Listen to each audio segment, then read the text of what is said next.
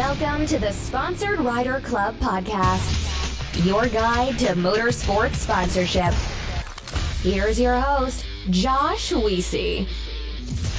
Welcome to this episode of the Sponsored Rider Club podcast, which is powered by AMSOIL. AMSOIL and I are working together to make sure that you have the tools, the ideas, the tips, the tricks that you need to better market yourself and provide more value for your sponsors. And we want you to have access to information, whether you're a desert UTV racer, a supercross racer, backcountry snowmobiler, ATV drag racer, whatever sport that you are in. We want to make sure that you have this information and you can make your program a bigger success than it already is. And one of the ways we do that, we bring amazing guests on the show. So this episode is actually going to be featuring Kayla Yaakov and her father, Dave. They're both going to come on here and talk a lot about youth racing sponsorship. But before I get into the show, I have a few things I want to cover with you. And one of them, I want to talk to you more about AMSOIL. Now, you've maybe seen them at Sturgis or the AMSOIL Championship Snowcross Series, maybe at a local track or arena cross. You've seen AMSOIL around. They are everywhere. They're all over the power sports world, and here is the reason why. They get it. They are gearheads just like you and me. They're riders, they're racers, just like us. Well, I'm not a racer, but I like racers. They're also chemists and engineers. Now, that one's more like me. I'm an engineer, which means they're good at making synthetic oil. Now, their time at the track or on the street lets them see firsthand how tough equipment and machines and vehicles are on oil. Whether it's extreme heat or increased stress, high RPM riding, it all conspires against the vehicles that we own. Now, AMSOIL handcrafts synthetic lubricants that fight the wear and they resist the extreme heat. That way, you and I can get the most power and the best performance of whatever it is that we ride. So for me, I got a RZR, I got a snowmobile, I got my truck. These things need to be in optimum performance condition at all times, or else I'm just not happy. So what I want you to do is visit AMSOIL.com/sponsor for more details. That's AMSOIL.com/sponsor, and you can see their entire line of products for anything that you ride. Now, a couple more things about the episode itself. Again, Kayla Yaakov is coming on with her dad, Dave, and she's a 10-year-old motorcycle racer, and her story is incredible. Wait till you hear how many trophies she's actually won in just a few years that she's been racing, or even that she's been alive. It's incredible. One thing I really want to talk to you about, though, is your feedback. I'd love to get your feedback, and I also would love to be able to continue to bring fantastic guests on the show. And one of the ways to help with that is to head over to iTunes, leave a rating and review. That would be great. If for whatever reason you don't have access to iTunes, hey, head over to our Facebook page, leave a rating and review there. That would be fantastic. Whatever podcast player that you use, I would love it if you subscribed to the show. Then you're not going to miss any of our upcoming guests. So next up, we actually have UTV Iron Woman herself, Kristen Matlock. And in case you missed our last episode, we had motorsports journalist Casey Cordero on the show. And by subscribing, you're not going to miss these folks. So definitely head over there now. Kristen is phenomenal too, so you're not going to want to miss that episode. Now, this particular episode was sponsored by SolderWeld, and they produce game-changing metal bonding technology. TopThePodium.com, they're experts in motorsport sponsorship. Bold Racing and Suspension, they're a family race team and custom suspension experts. Armor Coat, they simplify your cleaning process. And Crash Addict Industries, they create human protection and extreme racing products. And I also want to give a quick shout-out to some of our other partners, including MBRP, HMK USA, Studboy Traction, GSP XTV Axles, and One Stop Performance. Now, the structure of this podcast is set up like a race. We'll begin with the qualifier, which is a basic intro. In Heat 1, we're going to dive into both Dave and Kayla's background. Heat 2, we'll discuss sponsorship tactics and strategies. In the main event, we'll dive into mindset, and then we'll end at the finish line. That's where we're going to get some closing comments, and we'll find out how to get a hold of Kayla. Without further ado, let's hop in. Welcome, everybody, to this episode of the Sponsored Rider Club podcast. This is a special one. It's part of what I call the Youth sponsorship series. So we've had a couple of folks on in the past where we bring the actual racer who's, in the youth series, and then we bring in a parent to help kind of guide the conversation, give their perspective. So today we've got Kayla Yaakov and Dave Yaakov, and they are on here to talk a little bit about how they interact with the whole sponsorship world. So I'm going to leave it here, though, and I'd love Dave and Kayla for you two to kind of introduce yourselves and give us a little bit more background. So we'll start with Dave, and then we'll have Kayla follow up. I'm Dave Yaakov, Kayla's dad, and live in Gettysburg, PA, and 45 years old. Awesome. Kayla, what about you? I'm Kayla Yaakov. I am 10 years old. I'm a motorcycle racer, and I live in Gettysburg, Pennsylvania. Oh, that's awesome. We've had Caden Danbury came on the show in the past. I think it might have been episode 59, and he's still going to hold the record for the youngest, though. I wasn't sure how close he was going to be to you, but he was 9 when he was on, but he just turned 10. Oh, shoot. It would have been a couple weeks ago, so you two are very, very close in age. But yeah, he's going to hold that record still for the youngest guest on the show. But we've also had Casey Sims on. He was 13 at the time when he was on, so it's pretty cool seeing you all out there dominating at such a young age. So honestly, just for this show, one of the reasons why I wanted to have you on is I've seen all the good marketing stuff you've been doing on your site, and you get a ton of engagement. But two, you're going out there and smoking like everybody you race. I don't even know how many trophies you have, but it's ridiculous. It's uncomfortable.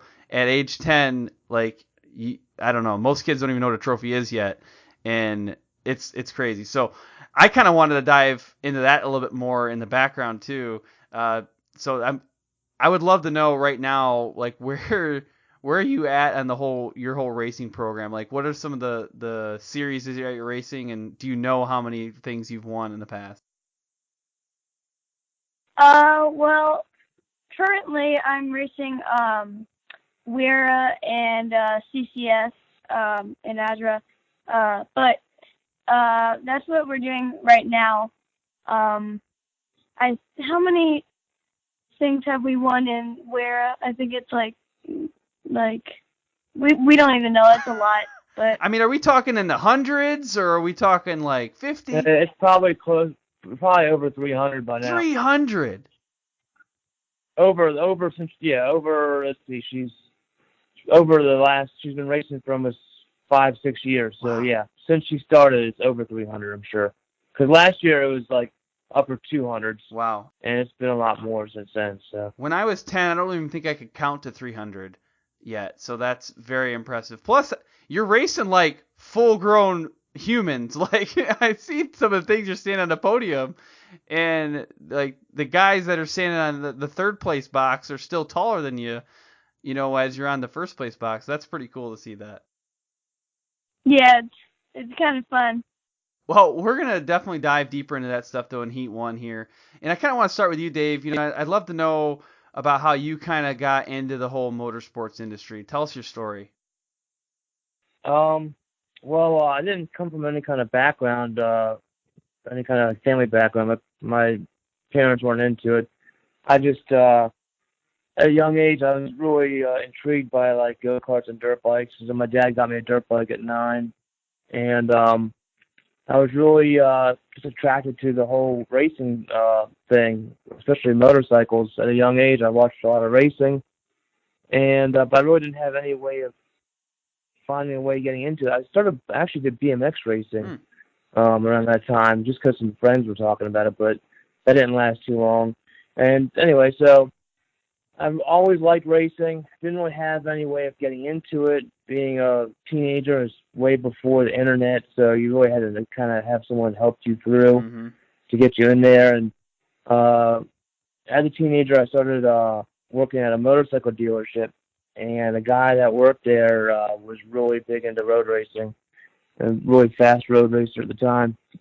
And he got me started. And he should tell me everything to do and got my bike prepped. And yeah, so once I started racing, I was hooked. I never rode in the street again. That's all at that point, that's all I lived for. I mean, I woke up, that's all I cared about was racing. I was totally hooked. Yeah, that's awesome. There's a ton of stories out there like that, right? I wish I could explain to people what really drives me to like this stuff. A lot of times people, my day job has nothing to do really with, power sports, but people would ask me like, so why do you snowmobile? Why do you actually do that? It just costs a bunch of money and you can only do it so many times a year because of where you live and blah, blah, blah. I was like, okay, so you want me to give you some sort of rational explanation for this? I can't do that. It's not rational. I just want to do it. I wish I didn't. I wish my hobby was reading, right? Like that's something that I can do very easily for a really small amount of money, but it's snowmobiling, it's off-roading, and so yeah, like you say, yeah, I love racing. Oh, really? What kind of house do you live in? Well, I had to get rid of my house because I needed to pay for my racing program. Oh, okay. But hey, that's what we got to do. Totally get it.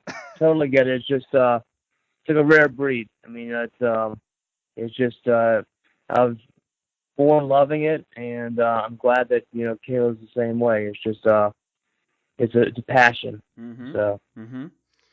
Well, Kayla, I actually want to know a little bit more about, your racing background and how you kind of got into things. We already quickly covered that you've got somewhere north of 300, trophies and awards and things like that. But tell us a bit more. Tell us about, when you started racing and, some of the things that you've done. I started out on go-karts at 3. But I didn't like that so much, so I just stopped doing that. And then I got a dirt bike when I was 4, and I was just riding that around. But then I was just looking at stuff, and I saw pictures of my dad in like magazines and pictures and stuff, and he was road racing. And I was like, Dad, I want to do this. And he didn't take it seriously, but I kept saying it, and he's like, all right, we'll go to the track. So we went to a flat track race one day, and we watched practice, and he asked me, do you really want to do this? And I said, yeah. So I raced later on that day, and after that, I went to motocross and then road racing. Very cool. Very cool. What size motorcycle did you start racing on for when you did the road bikes? I think it was a 50. Okay. Yeah. Good. And then what are you racing now? What size bike are you racing now? NSF 250. Okay. That's very good. Well, that sounds like a pretty cool story. I mean, I'm always shocked when people are able to start at such a young age. And I'm also excited too because, especially if you've shown some talent, then it's just gonna continue to build on over the years. Like right now, you're already very successful in your racing program, so like I'm just excited to see where that's gonna go. And I'm sure a lot of your followers too, they're gonna be with you through that whole journey. Especially now with social media, you can easily share your wins and your struggles, and people can get really invested into that. So I think that's pretty cool for the generation now, the 5 to 15-year-olds that are really kind of like growing with social media and growing with their sponsors, and I'm just excited to see where that's going to be in the next 10, 15 years. Mm. Good. Well, speaking of sponsors, we're actually going to talk about that in the next heat. We're going to dive a lot more into sponsorship tactics and strategies. But right before that, I want to take a quick minute to thank the sponsors for this podcast. Have you ever been out on the trail or at the track or in the middle of the desert and something breaks? Well, of course you have. We've all been there. But a lot of people at that point, they reach into their trusty toolbox for the duct tape or the zip ties or wrenches to fix their machine. However, there's a feeling that you get when you realize you need more than just duct tape to fix that rock chip in your radiator. That's a horrible, horrible feeling to have. And that's why I'm I'm going to tell you next about SolderWeld's metal bonding products, specifically alloy sol. So this product gives you a longer term fix than JB Weld, which is just going to get you back to the trailer or back to the pits. With basically the assistance of MAP gas or propane torch, you can quickly and easily repair an oil cooler, radiator, AC line, or any crack or hole in aluminum. And better yet, alloy sol flux is the only flux in the industry that cleans and decontaminates the dirty and greasy surface for you. So you don't even have to worry about that part. The alloy sol rods are actually capable of a 30,000 psi fix, and they're stronger than even the parent metal, and they're built to last the lifetime of the part. So don't let a simple radiator leak leave you out of the race or broken down in the trail. Bring along some alloy sol aluminum alloy repair rod and flux from SolderWeld. I don't know about you, but I absolutely can't stand cleaning the mud, filth, grime, goo, garbage off my machines after I go for a ride. It's just frustrating. It takes a lot of time. That's why I'm going to talk to you about Armor Kote next. Armor Kote is designed to help prevent mud, clay, ice, and other grime from sticking to your machine. It makes the cleanup quick and easy. It makes the machine actually look fantastic, and beyond that, it smells phenomenal. I don't know how to describe it, like bubble gum or something like that. It smells great. If you want to know more about Armor Kote, visit armorcoatproducts.com and you will see their entire product line, all the offerings. Armor Kote is also working on some new stuff. They're soon going to release a solution made for coating the helmet and visor, and also one for wheels to help prevent mud buildup for high temp areas. So make your move now. Go to armorcoatproducts.com. Make a decision that's going to allow you to shorten the amount of time that you spend cleaning so that you can increase the amount of time that you spend riding and racing. I hear it constantly from racers that a good suspension setup is absolutely critical for performance, and that's why I'm going to talk to you next about bold racing and suspension. Now, it's really critical to understand your suspension, and there's so many intricacies with the valving and the shims and all this crazy equipment that you need to actually, rebuild and properly set up your suspension, that it's really important, if you're ready for that next level of performance, to partner with an awesome suspension company. Now, Bold Racing is that company. They're not only specialists with their suspension setups, but they also partner with companies that produce amazing custom components. And on top of that, they're a family race team. They actually race themselves, so they really understand the type of beating that your vehicle and your shocks can take. So what I want you to do is give them a call and just chat with them. Talk to them about suspension. Their number is 702-506-5354. If you're not ready for a phone call, go ahead and shoot them an email, bold.racing@yahoo.com. I am constantly asking the guests of this podcast how they attract and retain sponsors, and on almost every single occasion, somebody gives an example of a resume. A rider or a racer resume is extremely important to your overall sponsorship pitch and proposal. And it's tough to do. I mean, it's not really the easiest thing. Anybody can go through and put together a resume, so don't get me wrong there, but it's really difficult to get something that's like unique and different and stands out, and that also is something that can be put across multiple platforms. Well, that's one of the things that I want to talk to you about next, is how topthepodium.com can actually help you build a race or rider resume that can be used on multiple platforms. I'm talking like website, PDF, something you can print off that's interactive, that looks fantastic. It looks absolutely professional. Well, that's because it's made by a professional. This is the type of thing that's going to set you apart from the crowd, and that's going to position you for a strong sponsorship proposal. So what I want you to do next is go to topthepodium.com, and if you have a question, there's a little chat icon that pops up on the side of the screen when you go to topthepodium.com, and you can go ahead and type your question right there. Jeff Vanestal, he is the owner of Top the Podium. He's going to be able to respond to you directly, so check it out. Safety is our overriding priority. I hear it all the time, but I have to ask myself, is it though? Is that the first thing we think of? Is that the first thing you think of? Over the past couple of years, we've seen the performance of production UTVs increase, somewhere around 350%. That means these machines give us a lot more opportunity to have fun and win races, but it also, unfortunately, gives us new opportunities to crash. And that's why we have partnered with Crash Addict Industries. The owner, Travis Pointer, became very accustomed to crashing early in his career. He saw it as inevitable, and he set out to make the process safer. With a passion for racing, welding, and engineering, Crash Addict Industries now produces full cage and other protection systems intentionally designed to protect you during an accident on the track. They also offer a line of human protection products through their vendors. Do this for me at this point. If you're racing with a stock cage right now, please go check out crashaddict.com and at least just see what they have to offer. Even if you choose to go with a different company, please make safety your overriding priority. All right, well, welcome back, everybody. We're now in Heat 2, and that's when we get into sponsorship tactics and strategies. That's really the meat of the podcast right here. And Kayla, we're going to start this section off with you. I would love to understand who are some of your current sponsors or your current partners.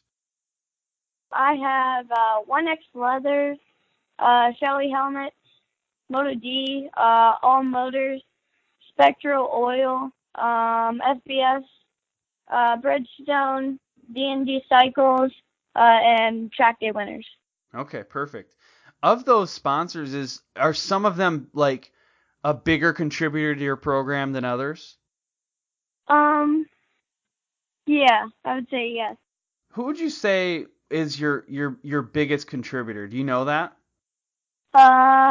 1X Leathers. Okay, perfect. And Track Day Winners. Good. I know that's always it's kind of a challenge sometimes, especially when we talk about part sponsorships, or discounts, to like, how do you gauge who is who is really the bigger contributor? And sometimes everybody's an equal contributor. But yeah, it's pretty cool just to better understand that. Well, one of the things I want to understand next actually is, from Dave, I'd love to know a little bit more about when or how did you first realize that Kayla had the desire, or the potential to be a racer? And I mean, when I don't just mean a racer as in going out there and being able to compete on a track, but being able to actually drive value for sponsors. I guess it's when she started road racing. I mean, she started off with flat track. That was kind of just to get her feet wet with just the format of racing. She did good with that. She did good with motocross. In motocross, I saw some glimpses of her possibly going somewhere, but we had to you have to dedicate your life to one of them. Mm-hmm. And with motocross, I was just thinking long term, as she gets older, once the kids hit puberty and all, and it's going to be kind of tough dealing with upper body strength compared to the guys. Yeah. So then I looked at road racing, and it's still going to be a little bit of difference, compared to upper body strength. But in the end, you look at some of those real fast road racers. Some of these guys, are sticks. I look at Danny Pedrosa. I mean, that guy is tiny, mm-hmm. and he's crazy fast. So it can be done. A girl can do it. So she was really fast with both at one point in motocross and road racing, and I had to pick one. And I said, for long term, I think road racing's going to be better off with her being a girl. So yeah, she picked it up real quick. I mean, we one thing that helped was we have a track at home that I paid for myself just for fun, and ended up being that she's done probably 99% of the laps on that track. Now, because it's a good training tool for her. But yeah, with the way she progressed so quickly, being so young, and racing against such high profile racers and such large organizations that have big turnouts, and doing so well, she really attracted a lot of people and a lot of attention. And I think that's a real big help to sponsors and potential sponsors. Yeah, definitely. One thing that I want to point out from, that little note that you gave there is, I guess a lot of people talk about what does it take to be a top athlete, or, to really get the results that you desire. And I mean, dedication that's the response to that question all the time, but I think it's hard to understand what does dedication really mean until you think about what you just said. Yeah, I made a track, right? I created a paved track, where I don't know what you said, in your backyard or something like that. That's dedication, right? And I think that if you really want to compete, you got to figure out ways to set yourself apart, whether it's competitively or from a sponsorship standpoint, and that's one way to do it. Well, it goes back to the whole thing of that, like, we're a rare breed. I mean, if you think about it, that's like the dumbest thing someone could do, is spend that much money. Spend that much money on something you're never going to get back. When you sell the house, no one's looking for a house with a racetrack around it. But I love racing so much that it was one of my dreams just to have my own little racetrack, and I did it for myself. Mm-hmm. But in the end, it's proven to be essential for Kayla. Mm-hmm. That's really good, and I like that. And I like the way you said that too. Like, no one would ever think of doing this. This is crazy, but that's what you gotta be. I think to be extremely successful, you gotta be a little bit crazy too. So awesome. Well, Kayla, my next question is for you, and it's around taking care of your sponsors. I mean, that's something that we talk about it in the show a lot. But I think everybody has their own perception of what it really means to take care of your sponsors. So from your perspective, Kayla, how do you do it? How do you take care of your sponsors? When we're on the podium, I always thank them on the podium, and interviews like this one. And I also do multiple social media posts during the week, and I always thank them in those posts. Mm-hmm. And I have the logos of the sponsors on the bikes, so and the leathers, so you can always see them in pictures and things. Perfect. So from the social media posts, I mean, it's a pretty big deal. And for you, I've been following your channel for a little while now. You get a lot of engagement on there. People pretty excited when you post something. How do you know what to post? I mean, do you think about that, or is it just, hey, I've got this really good picture and I'm going to post it up? Or do you have kind of a strategy for what you want to share or how you share it? Well, it's usually based off the weekend. Like, if I do, let's say if I have a good lap time, we'll include that in our post. If I have a really good picture, like a picture of me, either say I crashed that weekend, I might have a picture of me crashing, or say I did a wheelie, I might do that or something. I'll do a something that looks fast or exciting. But my posts just go off of the weekend and how I did. Mm-hmm. So I'm skipping around a little bit on the outline right now, but Dave, I kind of want to know from your standpoint now, I mean, what's your strategy with social media? In what ways do you help Kayla, and how do you really try to focus it in? Because it's been successful. It seems like you guys have done well on social media. Yeah, no, we just try to stay active on it, and one thing I told her is, always appreciate whatever even if you're given something small, no one has to give you anything. Mm-hmm. So always thank them, always appreciate it.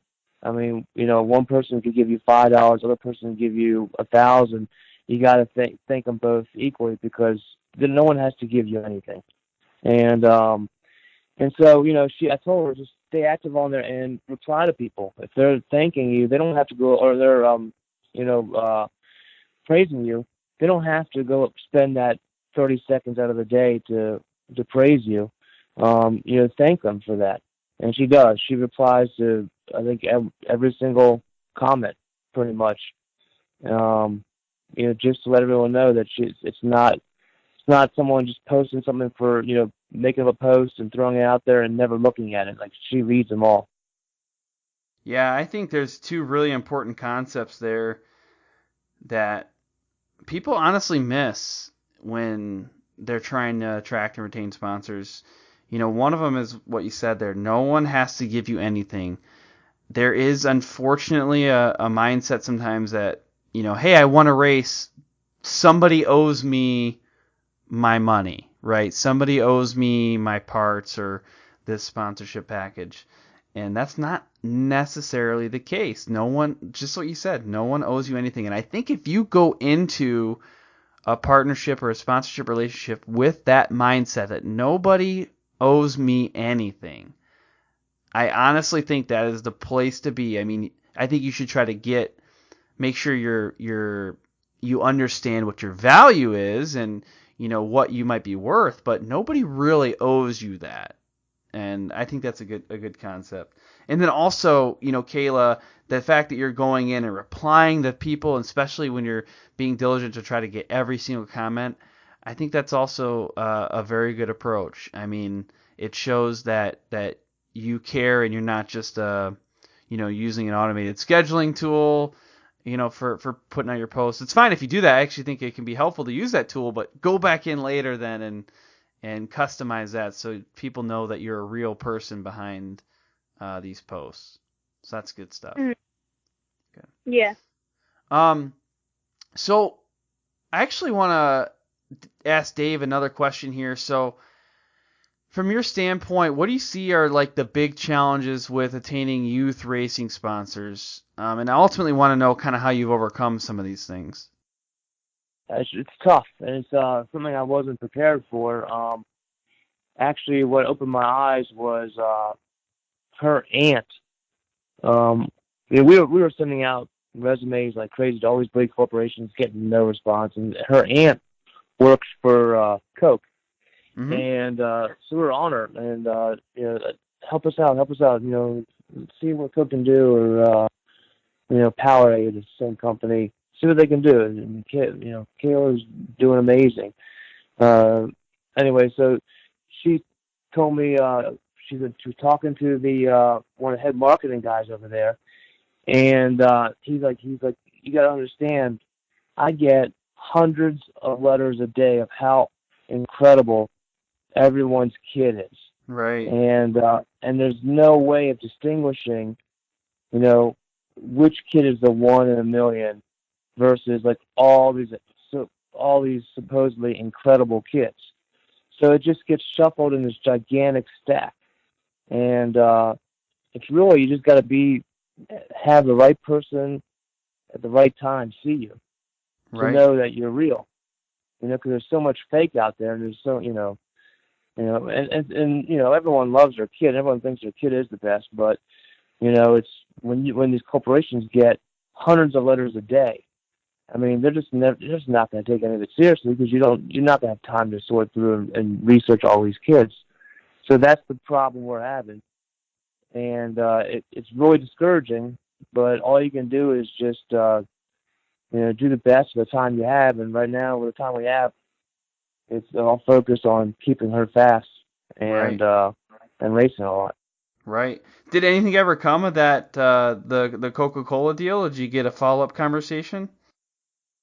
No, because it's she mentioned it twice to him, and it was the same thing. It was it's basically they have no. I mean, I'm sure other parents that work for Coke have talked to him and other people. My kid's incredible. You got to check my kid out, and they're probably so sick of hearing it. Yeah. They just they're just and they're probably really busy. Really busy at their job. They don't have time to research and actually go and see if this kid's for real. And with road racing, it's these venues are very, there's only a few venues, probably a handful of venues that we go to, probably 10, maybe 15 venues tops. And they're all over the country in sporadic places. You're not going to get a marketing agent from Coke to fly out. Yeah. Just because you said your kid's really good Mm-hmm. to see if it's for real. So it's one of those things where you got to be at right place, right time. And, you know, unfortunately at her age, it's not going to be, you know, right now. It'll be when she's a little bit older, pro, and on TV, when people can actually see and be like, whoa, you know, that girl's insane, or that, you know, that kid's really fast. Right. But you know, at this point, you really can't, you know, bring these people out to it. You have to get a little bit more exposure. Mm-hmm. You know, I appreciate you sharing that story there. A lot of times on this show, I'll ask people, like, tell me about a time when things didn't go well with the sponsor, and, you know, what'd you learn from that? Because, like in this case, I think the majority of the population would say, oh, somebody who, like Kayla, who is just winning constantly, yeah, why would she not be able to get access to whatever sponsor she desires? But that's not necessarily the case. You know, there's people, like you're saying, that are busy, that are, you know, trying to drive sales. They're, you know, sponsoring Kayla could be the same as putting an ad out on television or an ad on Facebook. Like, all of those things, they need to evaluate, and it's not easy. It's definitely, even folks who have been doing this for years, like, they still struggle to, how do I keep this same big deal? Like, how do I move on to the next big deal? It's a challenge. So I appreciate you sharing that. Is there anything that, you know, from that experience or any other ones that you've had, that you kind of feel like you learned a lesson from that you could share with the audience? I mean, I don't know if it's a lesson. It's just a wake-up call. Yeah, you know, it's just that's a lesson. Different, yeah, it's a different world. When I was racing, I mean, you know, I was racing a lot of pro events, and I was pretty good. I won a lot of national stuff, and I made decent money just messing around. Mm-hmm. And you know, there was money thrown around back then, like 15 years ago. There was a lot of money thrown around, and you know, if this was 15 years ago, we would not have any problems. Right. She'd be taken care of. But it's a different world. I don't want to say people are more selfish. I think it's just the economy's a different place. Mm-hmm. Racing's in a different place. And with social media, everyone, I don't want to say everyone, there's a lot of fake, there's a lot of fake people out there, and yeah, you can't distinguish, you know, who's really fast, who's not. And that's the other thing that gets kind of frustrating is, you know, sometimes you could have some competitor that is, you know, some guy that you race against who you like is not really fast at all. Nice guy maybe, but just not real fast. But this guy has, like, you know, 100,000 followers. He gets all his free stuff. Yeah. Because he's got 100,000 followers. So it's a different strategy you kind of got to take now. Also, is, you know, you got to stay fast, because you got to look at the big picture. In the end, you know, that guy's going to only go so far. You know, he's maybe winning the social media race, but in the end, you can only go so far. And, you know, the big picture is you actually want to be, you know, the fastest racer. And if you are the fastest racer, the things will eventually come your way. So that's kind of what we're staying focused on. It's only so many hours in a day, and I can't be chasing after, you know, all the social media followers. I'll do my best with that, but, you know, like I said, you have to prioritize. And right now, it's got to keep her fast and focused and racing a lot. Yeah, and I think you nailed it. And what's changed is social media it's leveled the playing field a little bit. It's, you no longer will receive the same sponsorship dollars because just based off of winning. You know, I mean, if you do have the television exposure, that changes it a little bit more because you get a lot more screen time. But yeah, I think the people who are absolutely successful, right, the top of their games, they're able to do both. Like, they figured out a way to win on both platforms. But that's actually honestly one of the reasons why this show exists, is to help people in this new world navigate that. the things we used to do don't necessarily work. And actually, 2-3 years from now, the things we're talking about today might not work. Maybe even 6 months from now, the things we're talking about today might not work. So, I think it's a conversation we need to keep having. Oh, well, Kayla, question for you. What makes sponsorship important to you? Like, why do you see it as a big part of your racing program? I think it's important because this is a very expensive sport, and my dad can't really do it on his own. Also, it really does feel good for me to be racing and maybe helping companies sell their products. Why do you like that? What's exciting about that? Well, it's fun to have my racing, like, possibly sell products. So, I mean, that's kind of the fun part for me. Very good. You might not know this now, but 10, 15 years from now, I think you're going to look back and realize how much you learned about business from this.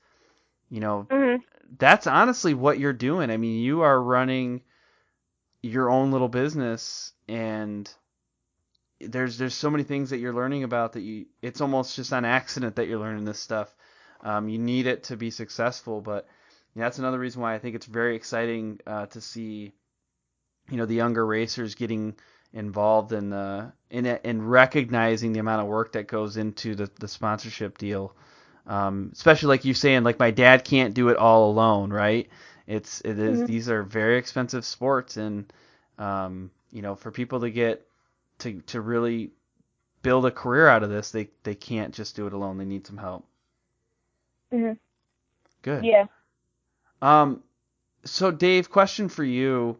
Would you be able to share one or two examples of when you contacted a sponsor, whether it's successful or not, but just things that you've done to get that relationship started? I mean, everyone mails out or emails companies, but early on we went to a Moto America race, and she went in just to spectate, and the Shoei rep was there, and so I introduced myself, I introduced Kayla. He's like, yeah, I've seen you before. This is prior to her racing big bike. She was still doing the mini GP. Mm-hmm. And I was just telling I've always worn Shoei. I always want to keep her in a Shoei. I like to eventually have some support from Shoei. I was like, she's done a lot with racing so far. And he's like, yeah, just send me a resume, and I'll keep it on file, and we'll just stay in touch. I was like, okay, cool. And so the next year is when she turned 9 and she started racing with Wera, and the very first weekend she won like 7 races, and she kept continuing that streak of winning a lot of big bike races at a really, really young age. And I reached back out to him. He's like, yeah, I'm watching. He's like, yeah, he's like, you're on my radar. I'm watching you guys. You guys are doing good.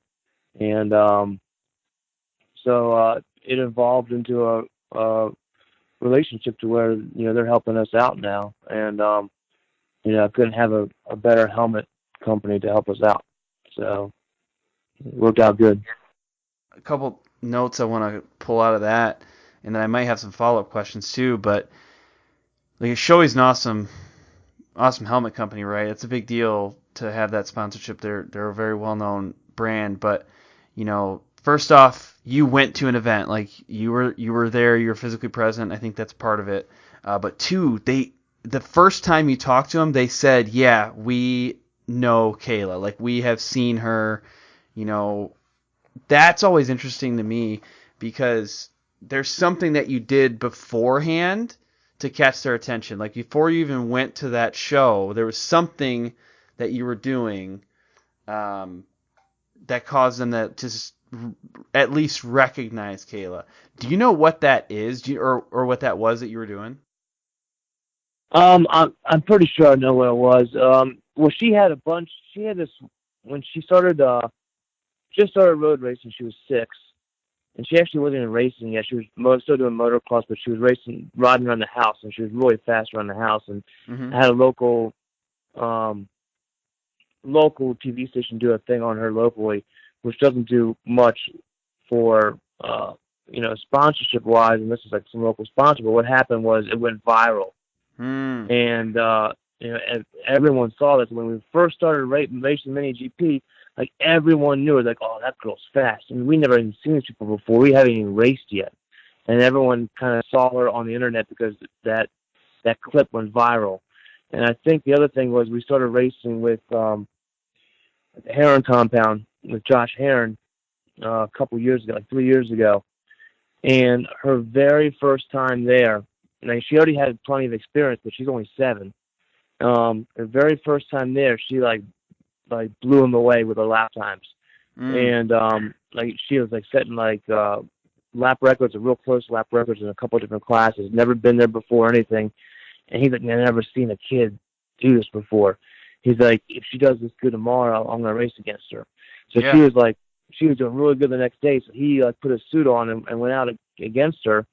And now, this is Josh Heron. So she was on a KX65, and he went out on like I think it was an NSF 100. So they're not totally equal, but they're pretty close. And if you weigh the difference of a 7-year-old kid at the track for the first time, and then Josh Heron, you can kind of maybe even it out. But anyway, he couldn't catch her, and so he posted that, and he was like floored. He posted that, and then that kind of he's got a lot of followers, so that kind of went viral, and people were on my drive home. People were hitting me up. Did she really beat him? I'm like, yeah. I was like, it wasn't equal bikes, but it was Josh Heron. And they're like, seriously? I was like, yeah. I was like, was he trying? I was like, yeah, he was trying. And so I think after that, between the two of those, she kind of got out there real quick. And people really, whenever we go to a track, we always get pulled aside. They're like, oh, we've been dying to meet you. And I'm like, to me, I'm used to it, but at the same time, I'm like, man, that's just Kayla. And it's like, what are you talking about? But, people are like, they're in awe to finally meet her, which is kind of cool. And this past weekend at VR, it was the same thing, because we've never raced with CCS. It's always been Wera, and there's a lot of racers that, just race CCS or just race Wera. And, they've seen her, they've heard about her, they've watched her, they've never seen her in person. And, we were getting people would come up to our pits all the time. Oh, we've been watching, and following you. It's so nice to meet you. They get your autograph, and then they watch her race. They're like, oh my God. They're like, you're for real. They're like, we didn't know if you're really fast or not. You're incredible. And it's kind of cool. It's real rewarding, when people do that. It's a lot of fun. Yeah, and I'm glad that you had a good story behind that too, because what I want people to recognize and take away from this is going to the event was just part of this story, or just part of getting this really big exposure. It goes back, I mean, you took it back multiple tiers. You made this video, right? That was something that people they probably are not used to seeing someone, a small a kid, right? 6 years old, 7 years old, ripping around on a street bike, like on a track. They're not used to seeing that, so that it went viral. And then getting the connections in with Josh Heron, or anybody, right? Any connections that you have with somebody, utilize those connections. So that's what I wanted to call out, is like, you did work way before that first conversation was showing. And I think people forget about that. They think about just the conversation, and they forget about all of the pre-work that happened. Like, people probably said, oh wow, Kayla's an overnight success.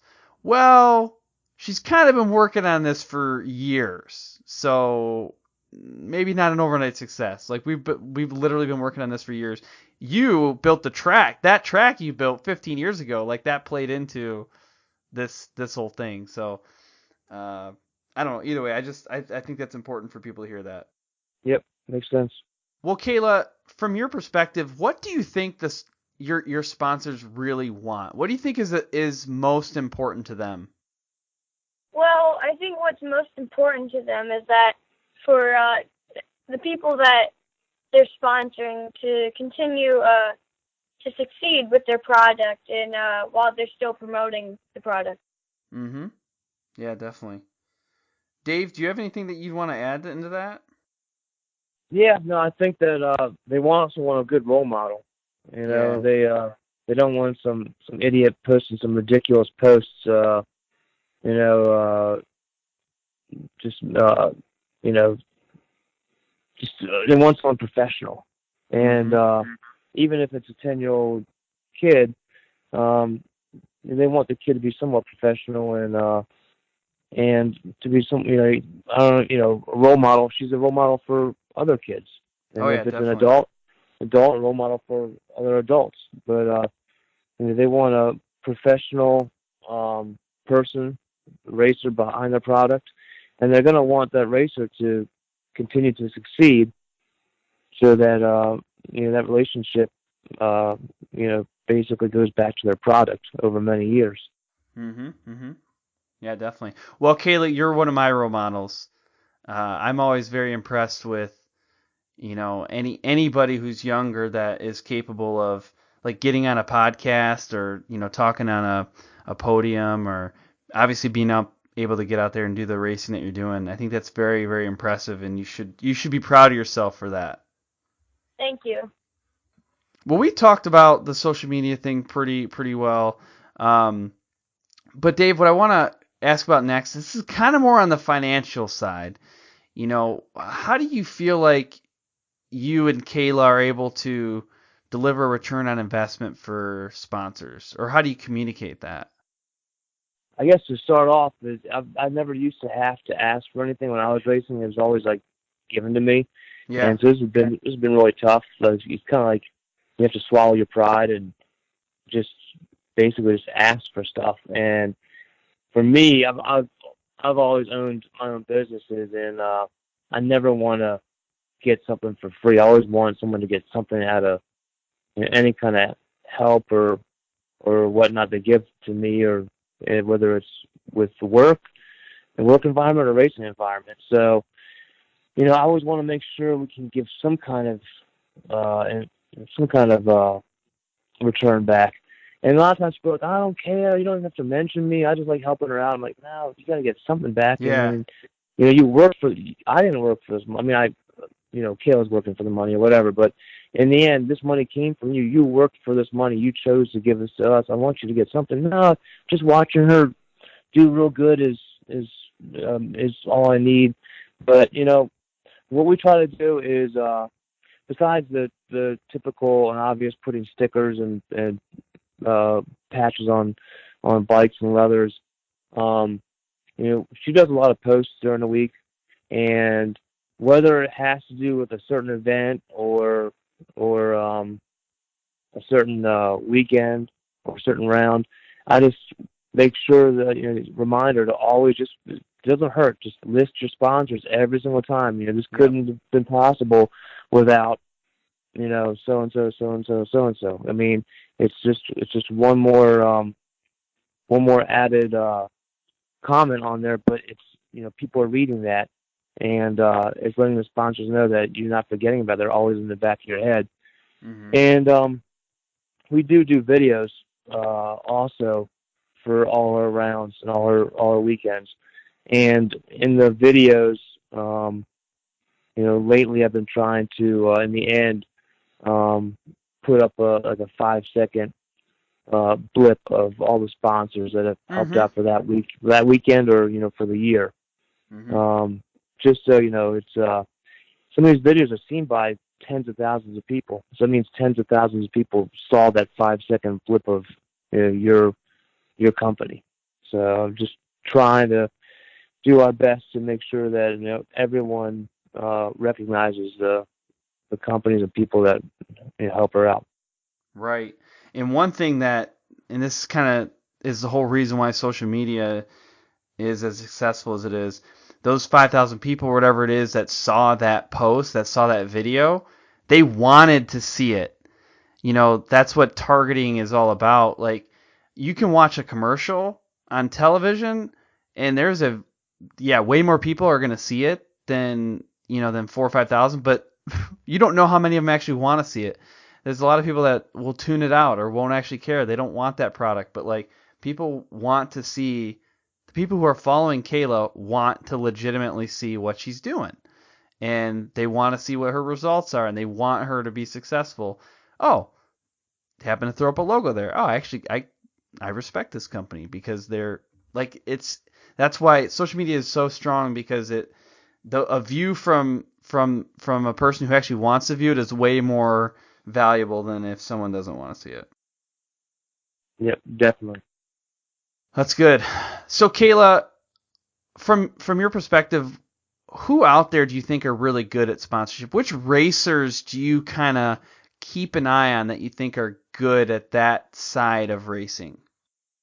I really think that Josh Aaron is one of the best people for the sponsors, because he posts daily and interacts with his fans on social media all the time. And you know something else that I'm taking my notes right now, and I put a big star next to Josh Aaron. You know, I've never reached out to him to be on this show before, but like he would be a perfect guest, because what you just said before, you know, he saw something in Kayla, right? He saw something in you when you were out on the track, and he posted a video showing him losing to you.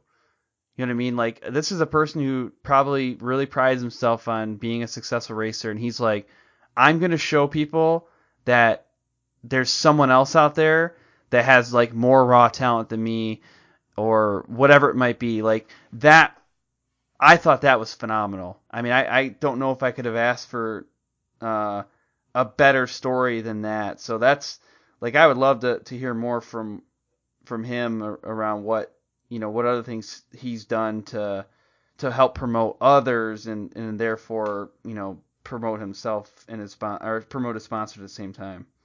Mm-hmm. So that's a really good story. Well, cool. Well, we're gonna hop into the main event next and just go through a few quick questions.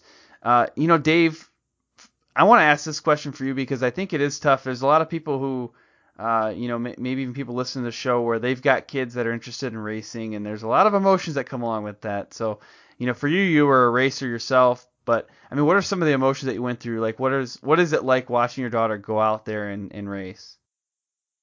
It's tough. Every time she takes the next step, it's tough because it's a bigger bike and faster bike. And I remember when she first started racing against adults in the mini GP stuff, I was like, man, you know, it was exciting, but, you know, worried because she's so tiny, and these, you know, big adults, you know, they weigh so much more than her. The bikes weigh more. But then I got used to that, and I saw that it's all right. And then she, you know, she was beating them anyway, but, you know, she knew what she was doing.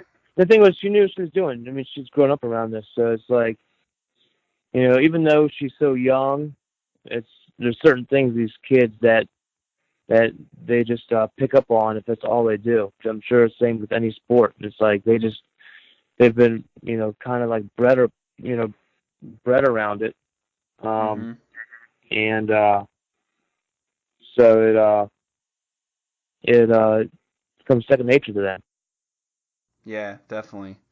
So Kayla, from your standpoint, you know, you've got to, I don't know, you got a lot going on. Yeah, I know you're 10 years old and you're got a lot of things to think about, you know, but school is a lot of times one of those things. So I think it's important for people to have like a balanced understanding of, you know, education and racing and whatever that is. How do you do that? How do you balance school with racing? Our deal is if I don't get good grades, I can't go racing. So I maintain straight A's, and I use time on the road to study extra. Yeah, so that's a little bit of motivation, right? Oh, you like racing? Guess what? You got to get good grades to go racing. That works out well. Well, congrats, by the way. Straight A's. That's awesome. That's awesome. Thanks. And that's not easy to do either. So, Yeah. really good stuff. Dave, question for you here. So when things don't go as well as you'd planned, you know, if whether it's a sponsorship or a race where it, you know, maybe it didn't turn out in Kayla's best interest, how do you handle that? I can't worry about that stuff. It's just there's so many races and so many variables. It's never going to always go your way. Right. You just keep plugging away. I mean, my job is to make sure that I work hard enough to be able to afford it for now, and I get the bikes prepped right, and I get her mentally focused and trained right, and get her to the track. And then her job is to kick butt in the track, and basically prepare for the track her way. Training during the week and whatnot. So you can't let little things like that worry you, drive you crazy. Then it's just as long as she's enjoying it, which she does, then I gotta stay focused on doing my part, doing my job. Right. No, that's perfect. That is perfect. So Kayla, I asked you a little bit earlier, who do you think is really good at sponsorship? But this question is a little bit different. I want to know who inspires you the most and why. I think it would be Mark Marquez. Okay. Because he took the sport to the next level, I think, because he rides so fast and in control, even like if he looks out of control. Yeah, that's very good. He's just an amazing rider. Yeah, that's very good. Well, that's perfect. Well, you know what? All things must at some point come to an end, and that's where we're at right now. We're going to start wrapping things up at the finish line. So, Dave, question for you. If you could just kind of sum up things into, one little statement, what's one thing that people should take away from this conversation? I would say, if you're talking about an adult, parent, in regards to their child racing, just, don't let the little disappointments, set you back, because it's really just you and your kid. So enjoy the time with your kid. You only get it once, and just look at the big picture. And as long as you keep doing it with your kid, the main thing is you're getting all that time with your kid. And the sponsors are great. We all need them, and we all want to get as many as possible. But try not to get too caught up in the whole business part of it, and enjoy that time with your kid, because you're not going to get it back. Perfect. Yeah, that was very good. Kayla, what's the best way for people listening to connect with you? Well, you can find me on Facebook and Instagram at under Kayla Yaakov, Kayla Yaakov. I'm on both of these sites every day, so you can come get me there. Perfect. Yeah, and if people are ever having trouble finding guests on the show, I'm always tagging them on social media, so you can always go to the Sponsor Rider Club page and you'll see tags to every guest that comes on the show. Okay. All right. Well, that was fantastic. I appreciate both of you coming on here and taking the time to discuss your story, sharing the things that have gone really well, sharing the struggles. It's been really good. But at this point, I'm going to leave you with this. Have fun and ride safe. Great. Thanks a lot. Thank you. Thank you for listening to this episode of the Sponsored Rider Club podcast, which is powered by AMSOIL. Make sure that you subscribe so that you don't miss any of our upcoming guests. We actually have recent Baja 500 UTV champ Krista Matlock coming up next. So going to be good stuff. Also, head over to iTunes, leave a rating and review, and make sure that you're following us on social media. You can find us on Facebook, Instagram, or Twitter, but the Facebook page is where we do our live shows. So twice a month, we go live on there, and you can come on, you can ask questions, you can interact with the guests. We just had sprint car racer and owner of High Octane Coffee, Joey Sylvester, on the show June 18th. And the audio version of that was actually released, and that's available as episode 89.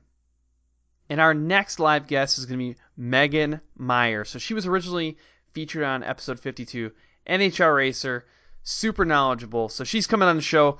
go ahead and give the Facebook page a follow, and that's going to give you a much higher likelihood of actually seeing the show when it comes live. To get some insider access to upcoming guests, go ahead and check out the Sponsored Rider Club on Facebook. And a special thanks goes out to our sponsors, AMSOIL, Armor Coat, SolderWeld, Bold Racing, TopThePodium.com, and Crash Addict Industries. And I want to give another shout out to our other partners, including GSP XTV Axles, MBRP, HMK USA, Stud Boy Traction, and One Stop Performance. I look forward to serving you again next week. Until then, have fun and ride safe.